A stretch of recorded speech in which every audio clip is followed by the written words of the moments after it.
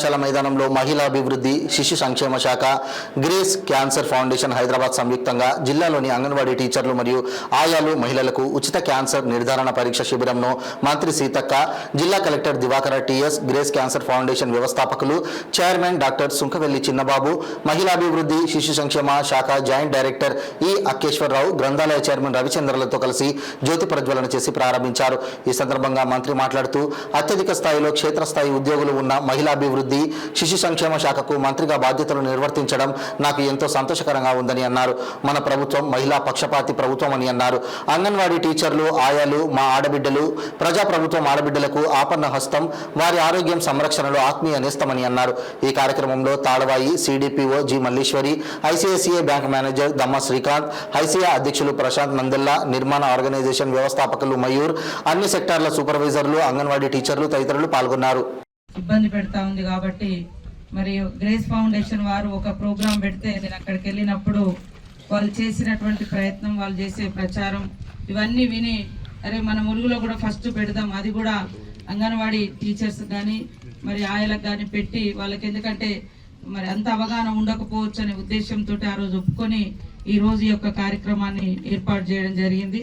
ఈ యొక్క ముందు చొరవ తీసుకున్నటువంటి కలెక్టర్ గారికి మరి ఎప్పుడు కూడా అభివృద్ధి కార్యక్రమాలు కానీ పబ్లిక్ కోసం ఏది అవసరం ఉందంటే వారు ఎప్పటికప్పుడు అందుబాటులో ఉండి ఏర్పాటు చేస్తున్నందుకు వారికి ప్రత్యేకంగా ధన్యవాదాలు తెలియజేస్తూ, అదేవిధంగా గ్రేస్ ఫౌండేషన్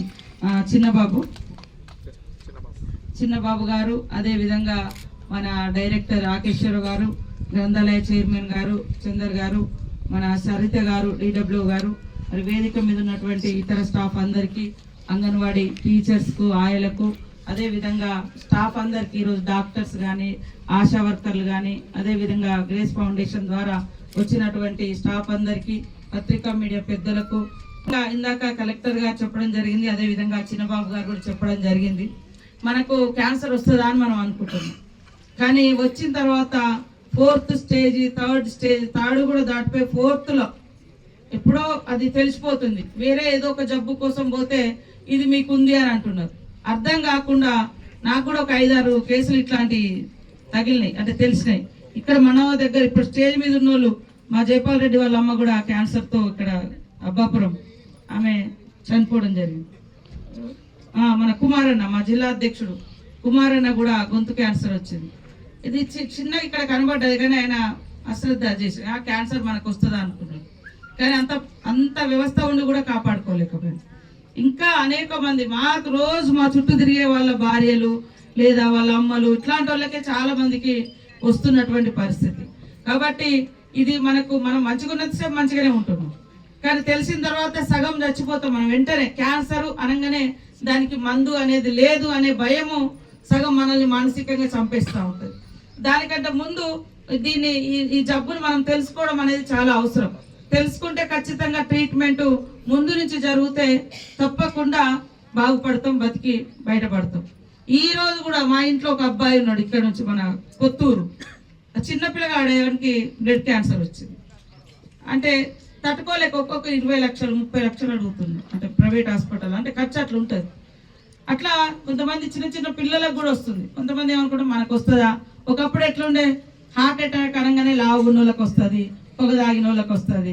క్యాన్సర్ అనగానే అది పొగ తాగిన వాళ్ళకు లేదా చుట్ట తాగిన వాళ్ళకు లేదా గుట్కాలు తిన్న వాళ్ళకి వస్తుంది అని. కానీ ఇప్పుడు ఆడవాళ్ళకి అట్లాంటి అలవాట్లే ఉండవు. కానీ పెద్ద ఎత్తున టెస్ట్ క్యాన్సర్ కానీ గర్భకోశ సంబంధించిన కానీ ఇట్లాంటివి వచ్చి ఇబ్బంది పెడుతుంది. కాబట్టి ఇదొక మంచి కార్యక్రమము. మీరందరూ కూడా మరి చెప్పగానే ఇంతమంది వచ్చి చేయించుకోవడం కూడా, మనం బతికుండడం అనేది మన కుటుంబంతో పాటు మనం సేవలు చేసేటువంటి ప్రజలకు కూడా మన అవసరం ఉంటుంది. మన ప్రాణానికి మనం ఒక్కలమే కాదు, మీరు ఒక ఊర్లో మెయింటైన్ చేస్తూ ఉంటారు, అటు గర్భిణీ స్త్రీలు వస్తారు, ఇతరత్ర పిల్లల్ని తీసుకొని కూడా